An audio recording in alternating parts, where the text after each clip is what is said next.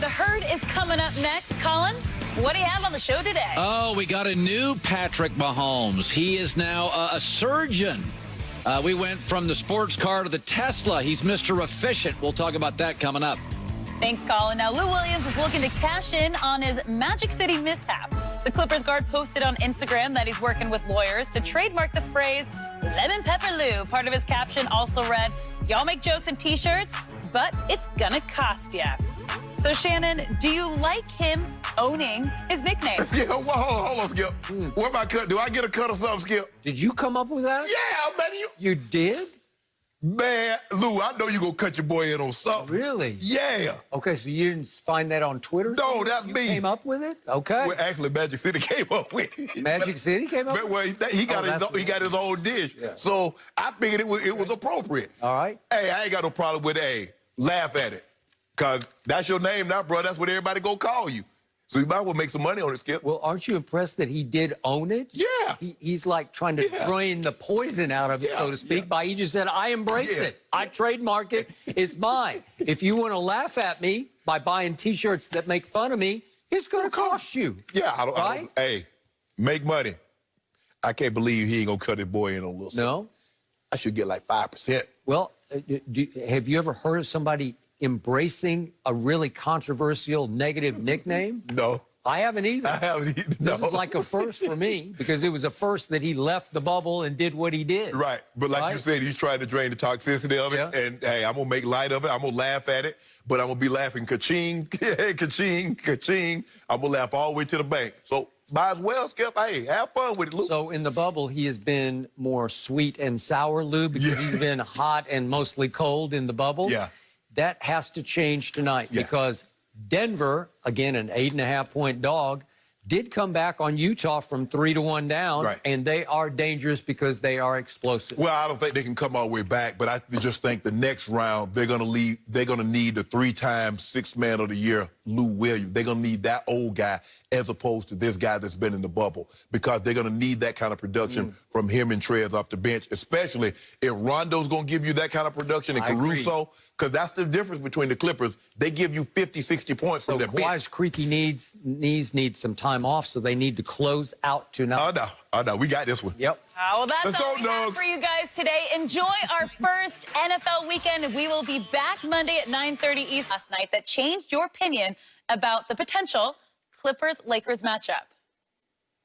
Well, look, I know the rules of this game, guys. You cannot have it both ways. And I'm not trying to have it both ways, but I'm just going to be honest. The Lakers look fantastic. I put no stock in their little mid or late fourth quarter swoon where they let their foot off the gas because the Clippers have entire games where they let their foot off the gas. So I'm not concerned about that with the Lakers. And I have to be honest, right now, I think that the Lakers are playing better basketball than the Clippers. LeBron James obviously is at the top of his game. I know last night he only scored, 16? Yep. But he's playing great. Anthony Davis, you can mark him down for 26 and 10. I still have questions about what he's going to do in the big moments in the fourth quarter of big games, but he's going to get you at least 26 and 10. I can't say that about Paul George. Then you got playoff Rondo, who seems to be hanging around, and one or two of the other Lakers, whether it's Kuzma, Alex Caruso, Markieff Morris, somebody else, Danny Green or KCP, is stepping up, hitting pretty big shots, and being a pretty good third or fourth player on any given night. So the Lakers look great. But all that said, I am sticking with my pick of the Clippers over the Lakers in the Western Conference Finals. I think the Clippers are tougher. The Clippers are deeper. And I think the Clippers are more comfortable in the role of the hunter rather than the hunted. And next series with the Lakers, they will be back in the role of the hunter. They've been the hunted all year. They've been the hunted in these first two playoff rounds. But they will be the hunter in the conference finals, and I think they're comfortable there. I also think, look, the Clippers have better closers. Kawhi Leonard's arguably the top closer right now. I don't care what the stats necessarily say, although they can be made to look favorable for him. But with that mid-range game, that is gold at the end of a game, where you know if you get to a few spots on the floor, you're going to hit 65% of those shots.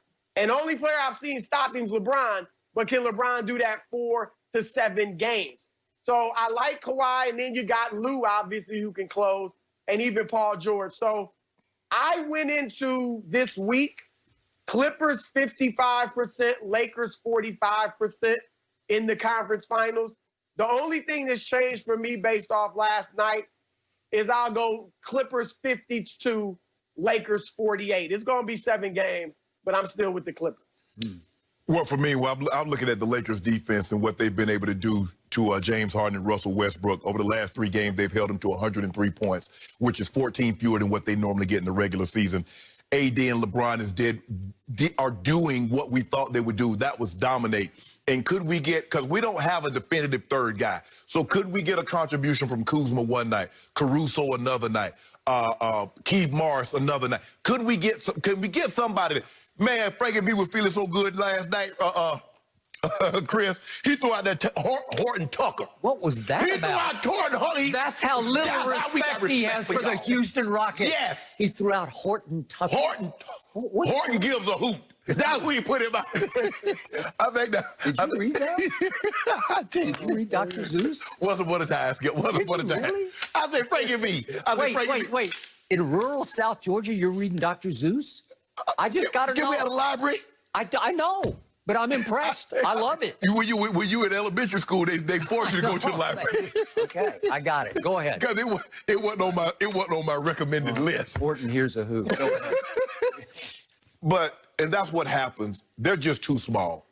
And when P.J. Tucker has to guard Anthony Davis, who is a skilled big man, you know, AD and Steven Adams are 2 different animals, Chris. I mean, one guy, yeah, he's a big guy. You try to keep him off the board, but you're not worried about him offensively. If he gives you 10, you're like, okay, wow, Steven Adams had a nice game.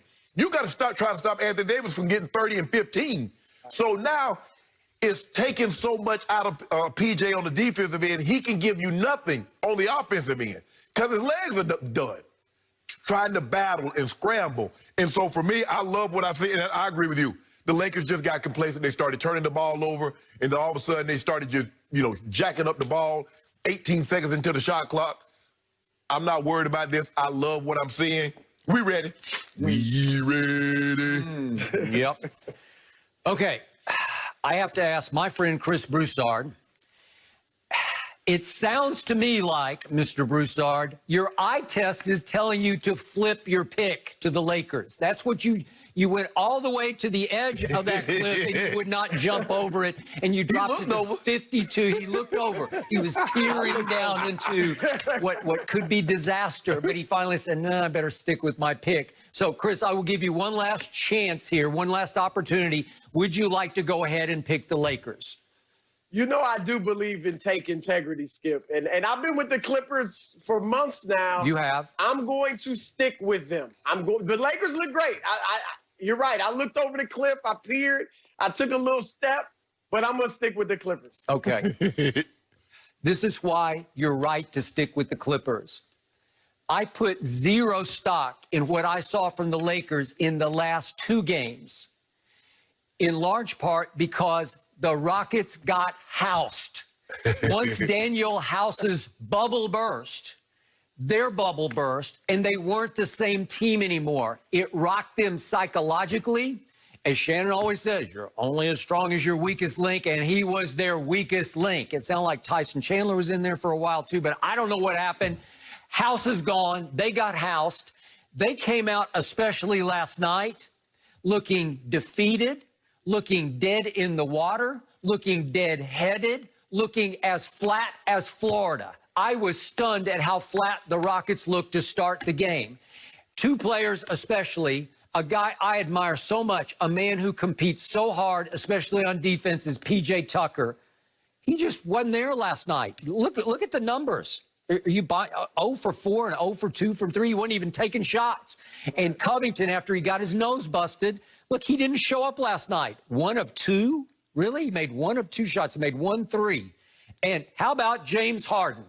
Another big blemish on the playoff resume. Here we go again. 2 of 11, 1 of 6 from 3. Come on, James. This was your night to at least put up a fight. There were 3 Rockets who in the end kept fighting, and one of them is one of the co-stars. And you know and we all know what Russell Westbrook's going to do. He might Westbrook. He might throw it in the 15th row much of the time. But when it is time to keep fighting in the fourth quarter, will he not fight his tail off? Yeah. And he makes 4 of 6 shots in the fourth quarter and 2 threes. And God bless Austin.